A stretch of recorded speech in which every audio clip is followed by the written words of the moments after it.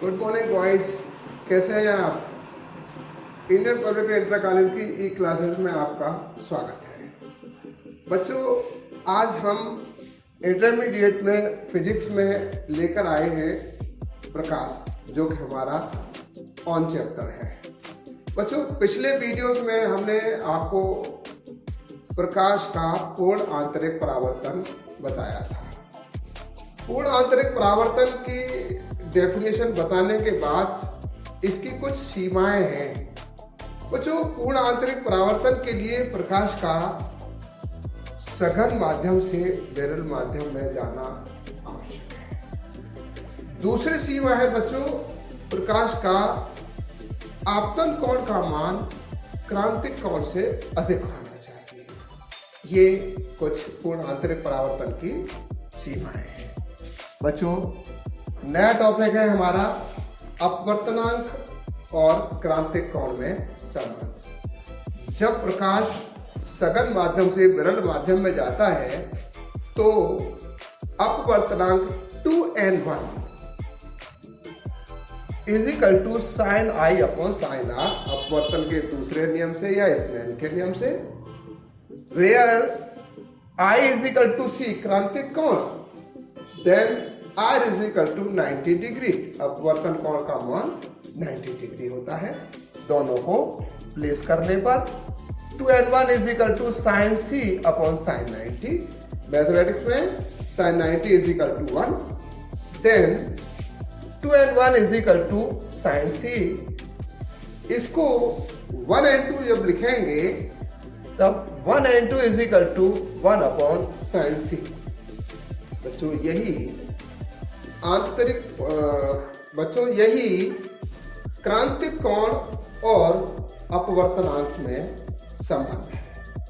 बच्चों, पूर्ण आंतरिक परावर्तन पर आधारित कुछ घटनाएं हैं जो हमारे दैनिक जीवन में घटती हैं, जैसे कांच में पड़ी दरार का चमकना, हीरे का अत्यधिक चमकदार दिखाई देना, जैसे रेगिस्तान में गर्मियों के दिन में पानी का भारी संकट होता है, पानी नहीं होता, फिर भी वहाँ हमें पानी का आभास हो जाता है, तो ये रेगिस्तान की मरीचिका कहलाता है।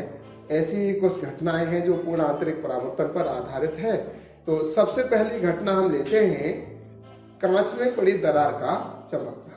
बच्चों, कांच में पड़ी दरार कैसे चमकती है? जब कांच में दरार पड़ जाती है तो उस दरार के भीतर वायु भर जाती है। जब बाहर का प्रकाश उस कांच से वायु में प्रवेश करता है तो कांच से वायु में नहीं पहुंचता, बल्कि कांच और वायु के सीमा पृष्ठ से उसका पूर्ण परावर्तन हो जाता है, जिससे कांच में पड़ी हुई दरार हमको चमकती है। दूसरा है बच्चों, हीरे का अत्यधिक चमकदार दिखाई देना। बच्चों, हीरे को विभिन्न कोणों पर काट करके बनाया जाता है। इसके पृष्ठ विभिन्न कोणों पर काट करके बनाए जाते हैं। हीरा अत्यधिक कोणों पर तराश करके बनाया जाता है।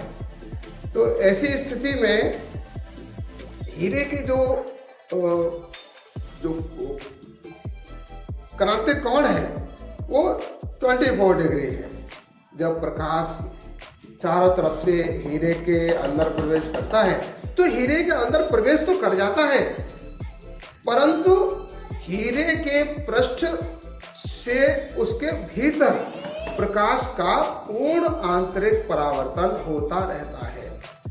और जब किसी पृष्ठ से प्रकाश का 24 डिग्री से कम कोण पर आपतन होता है तो वह प्रकाश उस हीरे से बाहर निकलता है, और वह भी सभी दिशाओं से बाहर नहीं निकलता, कुछ विशेष दिशाओं से बाहर निकल पाता है। अर्थात हीरे के भीतर प्रकाश सभी दिशाओं से प्रवेश तो कर जाता है, परंतु कुछ ही दिशाओं से बाहर निकलता है।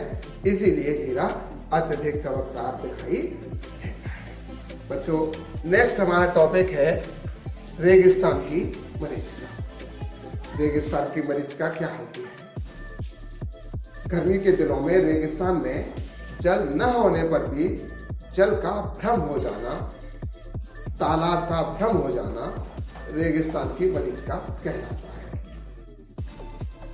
बच्चों, वायु परतों से मिलकर बनी हुई मानी जाती है। गर्मी के दिनों में ये परतें नीचे की ओर दूर दूर परंतु ऊपर की ओर पास पास अर्थात सघन मानी जाती है। जब प्रकाश किसी रेगिस्तानी क्षेत्र में किसी वृक्ष इत्यादि से चलता है तो वह सघन माध्यम से विरल माध्यम में चलता है। अपवर्तन के द्वितीय नियम से जब प्रकाश सघन माध्यम से विरल माध्यम में जाता है तो अविलंब से दूर हटता है। तो जैसे ही प्रकाश की किरण सघन परतों से विरल परतों की ओर चलती है तो अविलंब से दूर हटती जाती है। किसी एक विशेष परत पर आकर प्रकाश की किरण का पूर्ण आंतरिक परावर्तन हो जाता है, जिससे वहां खड़े हुए किसी प्रेक्षक को वह प्रकाश की किरण उस वस्तु से आती हुई प्रतीत न होकर सीधी किसी तालाब के प्रतिबिंब से आती हुई प्रतीत होती है, जिससे उसे वहां जल न होते हुए भी जल का आभास हो जाता है। इसे रेगिस्तान की मरीचिका कहते हैं। बच्चों, आज के वीडियो में सिर्फ इतना ही। कल फिर मिलेंगे एक नए वीडियो के साथ। तब तक के लिए घर पर रहिए, सुरक्षित रहिए। बच्चों, मेरे इस वीडियो को आप मेरे YouTube चैनल गुरुजी की पाठशाला पर भी देख सकते हैं। अच्छा लगे तो लाइक करिए और सब्सक्राइब करिए और घर पर रहिए, सुरक्षित रहिए। Thank you.